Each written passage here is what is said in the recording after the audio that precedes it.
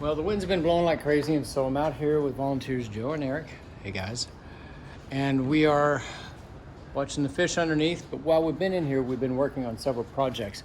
I'll go into more detail on this in a little bit, but these are the floor resistance heaters as a backup to the mini splits to provide heat in the middle of the winter without us firing it all up.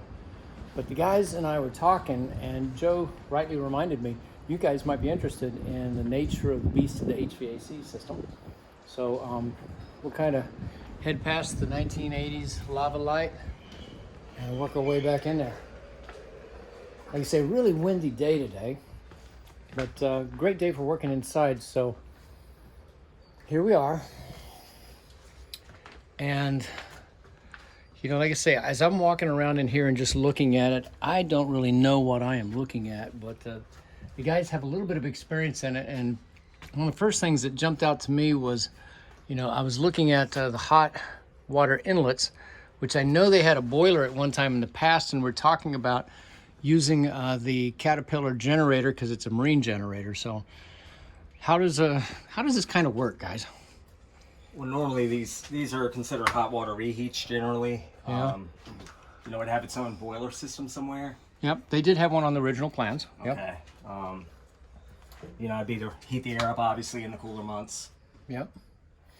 And they had, you said they had a radiator inside. If you want to grab that light and show us the radiator, you showed it to me inside of here. A little hard to see without the light shining in. Yeah. So they came in here and transferred the heat through here and used the blower to transfer the air throughout the system.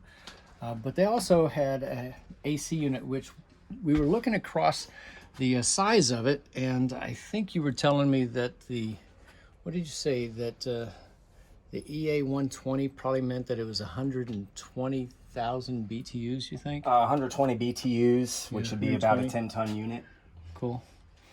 A lot of R22 refrigerant in there. They had two sides at about, hard to see it, 39 pounds or so. And not that you can read this, because that's a challenge, but it actually says on there, total charge 78 pounds of R22. So what are we looking at on this part right here? That would be the evaporator coil. So that's the refrigerant runs through that, you know, to cool the air. So a standard old school refrigerator AC unit, right? Exactly. And then when I just was looking in here, I was like, all right, so obviously we're not going to power this up with our little 3K generator, right? So, no, need more, closer to a 30K. Yeah. So this was three-phase, right?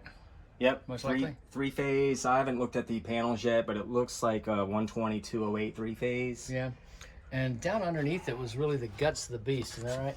Yeah, the two compressors, stage 1, stage 2. So what does that mean, stage 1 and stage 2 for average Joes? Depending on, I guess, the cooling needs, you know, if it's not a high demand in cooling, you know, one compressor could probably keep this place cool. Yeah. If needed, if it gets real hot, obviously, you know, stage 2 would kick on for that extra cooling. Just a little more oomph. So we had a couple panels in here and old school lighting, and one thing that we were looking at up on the top of this, and I think you were telling me a humidifier. Now I think we need a dehumidifier so that we don't have to work so hard to condition the air and everything, but you were saying that this up here was a humidifier, adding water. Yeah, right? First glance, that's what it reminded me of, and you kind of confirmed it when you said the lines were running up to it, the water lines. So yeah, during this is for old school stuff way up in the ceiling area. During the winter months, that'd be used to add, you know, obviously humidity into the air. So. They had some kind of words on there that apparently got broken off at some time in the past. So a lot of ductwork throughout the facility is still intact, and an old blower motor is still here, and of course it's three-phase, and so we would like to get it so we can move air through the ducting system, if anything. And we're thinking maybe just to do the dehumidification, because the mini splits will take care of a room by room and zone by zone heating and cooling. So I tell you, oh, and what's this little thing other than the beer on the top? What's the box on here? This, from what I can gather after looking at it, looks like a fresh air intake. So. Bit of a beast. So down into there, it just goes. You can kind of hear the noise. I don't want to drop my phone. But a dampering system allowed fresh air to come into this room directly from, I guess, the ocean area. So control there at some point. It was probably hooked to a linkage. You know, I don't know how that would have been controlled back in the day.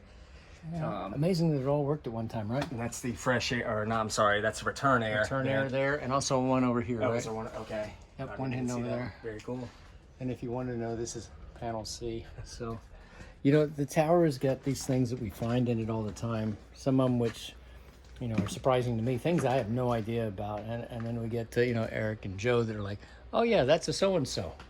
And one of the things we found on the shelf, and we'll leave you guys with this, is, you know, there's your original parts list that we stuck up here. And then, of course, when they brought it out here, they had to know how to actually put together the Sports King billiard table. So, guys, it's what, 6 o'clock or so?